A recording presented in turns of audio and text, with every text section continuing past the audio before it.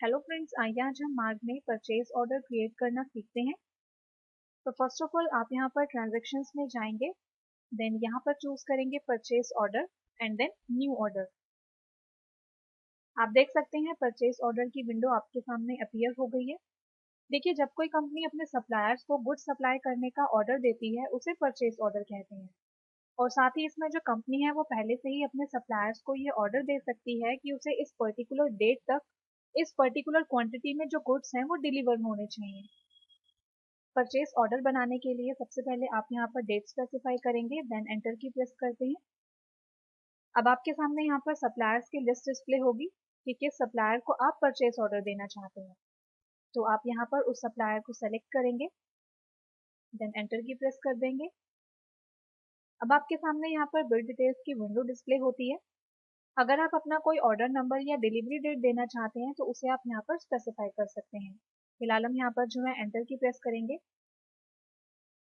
अब आप यहाँ पर देख सकते हैं आपके सामने परचेज ऑर्डर का मेन्यू डिस्प्ले हुआ है, जिसमें आपको यहाँ पर 6 ऑप्शंस मिलते हैं। सबसे पहले आप देखेंगे आपको यहाँ पर दिया है मैनुअल सिलेक्शन। मीन्स कि आप मैनुअल सिलेक्शन से ऑर्डर को मैनुअली क्रिएट कर सकते हैं। तो हम यहाँ पर जो है एंटर की प्रेस करते हैं, अगेन एंटर की प्रेस करते हैं। और अब आप यहाँ पर उन आइटम्स को मैनुअली सेलेक्ट कर सकते हैं जिनका आप परचेज ऑर्डर देना चाहते हैं। जैसा कि आप यहाँ पर देख रहे हैं, जिस आइटम को आप सेलेक्ट करते जाएंगे ये उसका जो है परचेज ऑर्डर क्रिएट कर देगा।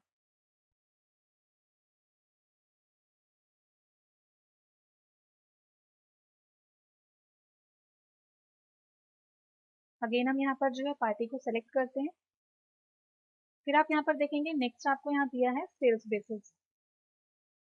जैसे कि यहाँ पर इसके नाम से ही पता चल रहा है कि जो ये ऑर्डर क्रिएट करेगा वो सेल्स के बेसिस पर क्रिएट होगा। तो आइए देखते हैं। पहले हम यहाँ पर जो है एंटर की प्रेस करते हैं। आप देखेंगे सेल्स बेसिस की विंडो आपके सामने अपीयर हो गई है, जिसमें सबसे पहले आपको यहाँ पर दिया है री ऑर्डर डेट। लाइक हम यहाँ पर एंटर करते हैं 300। तो अब यहाँ पर ये करंट डेट से मीन्स कि 31/3/2013 से लास्ट 300 दिनों की कितनी सेल हुई है, और फिर उस सेल को ये मल्टीप्लाई करेगा 1 से। मीन्स कि अगर किसी आइटम की 300 की सेल हुई है तो 300 इंटू 1। ये फॉर्मूला हमने यहाँ पर इसलिए दिया है बिकॉज कुछ कंपनीज वाले कहते हैं कि सेल्स इंटू 1.5 क्लोजिंग स्टॉक के अकॉर्डिंग हमारा ऑर्डर देने का फॉर्मूला है।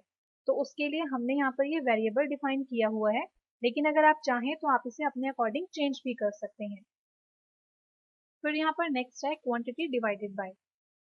इसका मतलब यहाँ पर ये है कि अगर हम किसी कंपनी को ऑर्डर देते हैं तो कुछ कंपनीज वाले कहते हैं कि हम उस ऑर्डर को 3 पार्ट्स में डिवाइड करेंगे।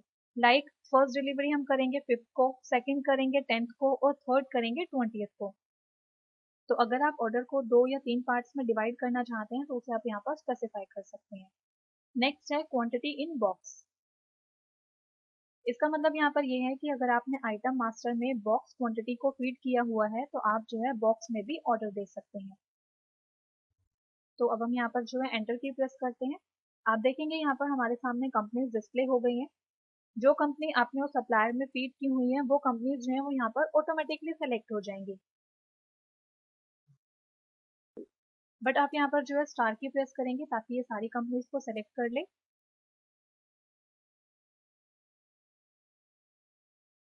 देन अब हम यहाँ पर जो है एंटर की प्रेस करते हैं।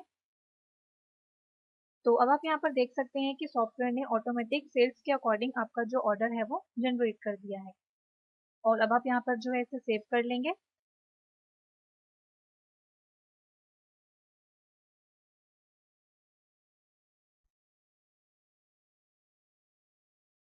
फिर आप यहाँ पर देखेंगे नेक्स्ट आपको दिया है मिनिमम लेवल। अगर आपने आइटम मास्टर में मिनिमम लेवल सेट किया हुआ है तो सॉफ्टवेयर जो है वो मिनिमम लेवल के अकॉर्डिंग ऑर्डर को जनरेट करेगा। हम यहाँ पर जो है मिनिमम लेवल पर एंटर की प्रेस करते हैं। और अब आप यहाँ पर जो है स्टार की प्रेस करेंगे ताकि ये सभी कंपनीज को सिलेक्ट कर ले। देन एंटर की प्रेस करते हैं। तो अब आप यहाँ पर देख सकते हैं कि सॉफ्टवेयर ने आपको मिनिमम लेवल के अकॉर्डिंग जो ऑर्डर है वो जनरेट करके डिस्प्ले कर दिया है। इसके बाद फिर आप देखेंगे नेक्स्ट आपको यहाँ पर दिया है शॉर्टेज। आप यहाँ पर जो है शॉर्टेज को सेलेक्ट करेंगे, देन आप यहाँ पर जो है स्टार्ट की प्रेस करेंगे सभी कंपनीज को सेलेक्ट करने के लिए, देन एंटर की प्रेस करेंगे, फिर से आप यहाँ पर एंटर की प्रेस करेंगे। शॉर्टेज का मतलब यहाँ पर ये है कि अगर किसी पार्टी को किसी आइटम की शॉर्टेज मंगवानी है तो वो उस पर्टिकुलर आइटम को सेलेक्ट करेगा और उस पर स्टार की प्रेस करेगा। लाइक हम यहाँ पर सेलेक्ट करते हैं एमलोगार्ड 10 mg और हम यहाँ पर जो है स्टार की प्रेस करते हैं कीबोर्ड से।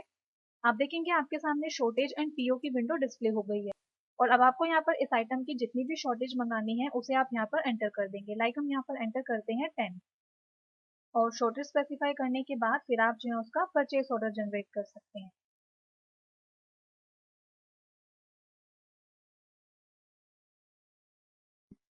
नेक्स्ट फिर आप देखेंगे यहाँ पर आपको दिया है stock minus sales order, means कि जो भी आपका क्लोजिंग स्टॉक रखा हुआ है माइनस सेल्स से उसका ऑर्डर दे देंगे। कुछ लोग जो है तब इसका यूज करते हैं कि जो हमारा स्टॉक है वो बिल्कुल ओके है और जो सेल हुई है उसे लेस करके जो भी ऑर्डर बनता है वो क्रिएट हो जाए। तो आइए देखते हैं, पहले हम यहाँ पर जो है एंटर की प्रेस करते हैं, देन स्टार की प्रेस करते हैं और सभी कंपनीज को सिलेक्ट कर लेंगे, एंटर की प्रेस करते हैं। तो आप देख सकते हैं कि आपका जो ऑर्डर है वो यहाँ पर जनरेट हो गया है। सेव कर लेते हैं। इसके बाद फिर आप देखेंगे नेक्स्ट है आपका ऑल सेल्स ऑर्डर। इसका मतलब यहाँ पर ये है कि जो भी आपने सेल्स ऑर्डर बनाया हुआ है उसका पूरा पूरा परचेस ऑर्डर क्रिएट हो जाए। हम यहाँ पर जो है एंटर की प्रेस करते हैं, देन सभी कंपनीज को सेलेक्ट करते हैं, एंटर की प्रेस करेंगे। अब जैसा कि आप देख सकते हैं कि जो आहूजा मेडिसिन सेंटर है इसका जो ऑर्डर है वो पेंडिंग है। अगर आप इस सेम परचेज ऑर्डर को किसी दूसरे सप्लायर को देना चाहते हैं तो आप दे सकते हैं। हम यहाँ पर अब एंटर की प्रेस करते हैं, तो आप देख सकते हैं इसने जो है उसका परचेज ऑर्डर यहाँ पर जनरेट कर दिया है। उसके बाद आप यहाँ पर जो है फिर सेव कर लेंगे। तो इस तरह से आज के अपने ट्यूटोरियल में हमने परचेज ऑर्डर क्रिएट करना सीखा। Thank you.